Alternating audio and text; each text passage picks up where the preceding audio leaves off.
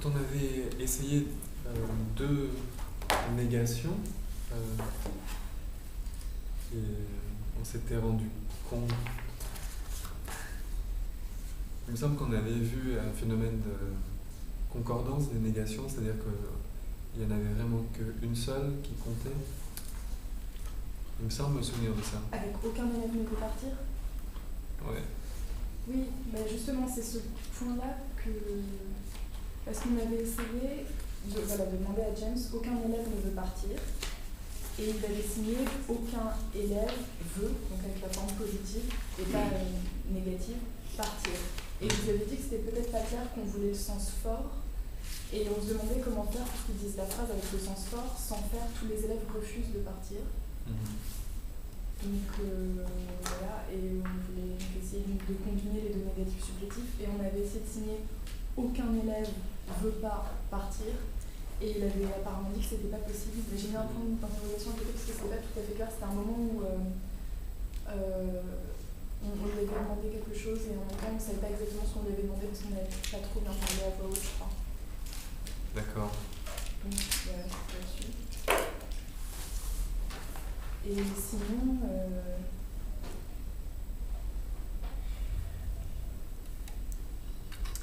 Donc, si on a cette hypothèse que les lectures fortes imposent la forme supplétive de la négation, quand on n'a aucun élève ne veut partir, on s'attendrait, comme il n'y a pas de forme supplétive de la négation,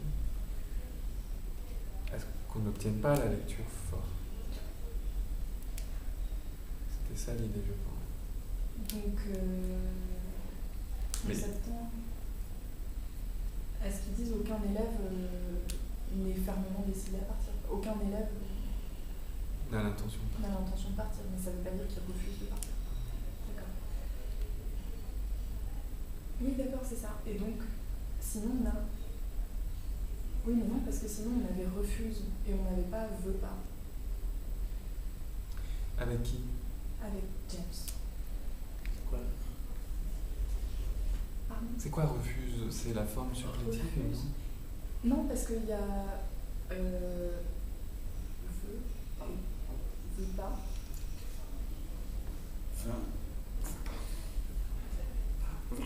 Une seulement? Une, deux, je fais pas bien. Je fais. D'accord. Et sinon, il y avait refuse qui était. Avec, on faisait comme... Quelque chose comme ça sur le poignet, je crois. Ah bon? Je crois qu'il y avait une pince. Je crois que c'était avec le majeur comme ça. Refuse. Refuse. Non, pas sur le poignet, d'accord. Pas.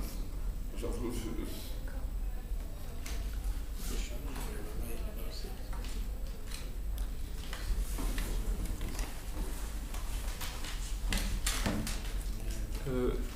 Autant que je me souvienne, Jeff n'aime pas la forme supplétive de ne pas vouloir.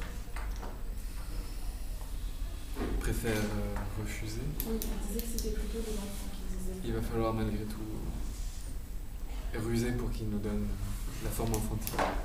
D'accord. Donc pour essayer de faire le fameux aucun élève ne veut partir, pour dire aucun élève n'a l'intention de partir, et non pas aucun élève ne refuse. Tout le monde refuse. Oui, c'est ça. Donc ce qu'on veut, ça, c'est avec la forme, enfin c'est la lecture faible en fait là. Et on voudrait qu'il la fasse. Attendez, je suis perdue. Ok.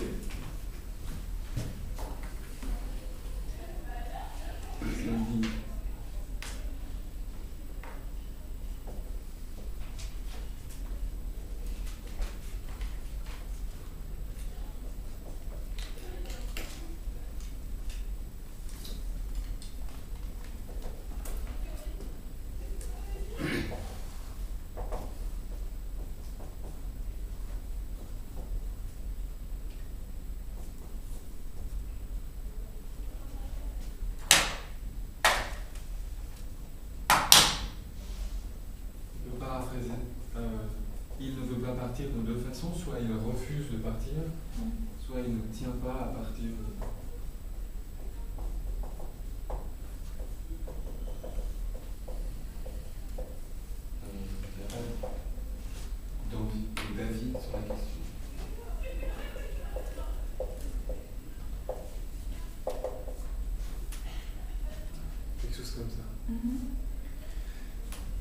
pour cette forme-là, donc il y a deux façons de signer ça, visiblement. Donc, c'est deux phrases sont signées différemment.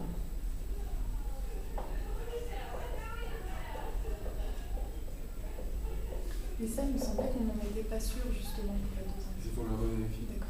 Mais ce qu'on appelle entre nous la lecture forte, c'est celle-ci.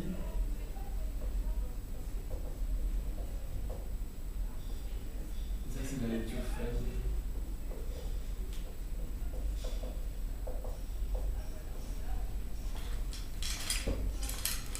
Donc la lecture forte, ça revient à dire qu'il veut ne pas partir, et la lecture faible, ça revient à dire qu'il n'a pas la volonté de partir.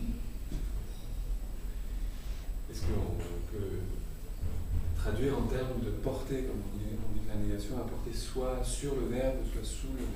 Et là, elle a porté sous le verbe, elle a porté sur le verbe.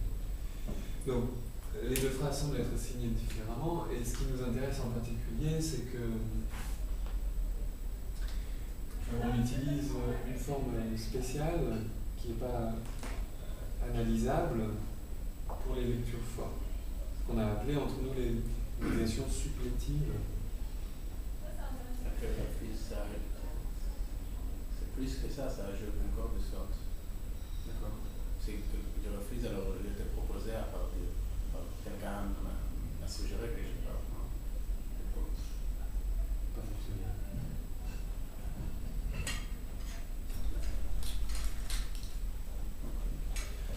Alors, une des questions qu'on se pose, c'est qu'en français, en tout cas, on a aussi des lectures fortes et faibles quand il n'y a pas une négation dans la phrase, mais une expression négative, comme aucun étudiant, par exemple, ne veut partir. À nouveau, ça a deux sens. Il y a une lecture forte et une lecture faible en français. Donc, ça peut vouloir dire tous les étudiants refusent.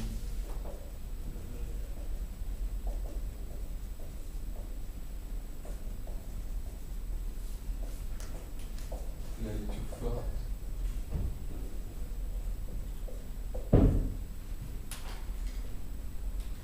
Il y a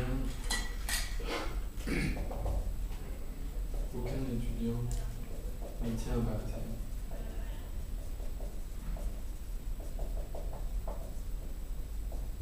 Et ça, c'est la lecture faible.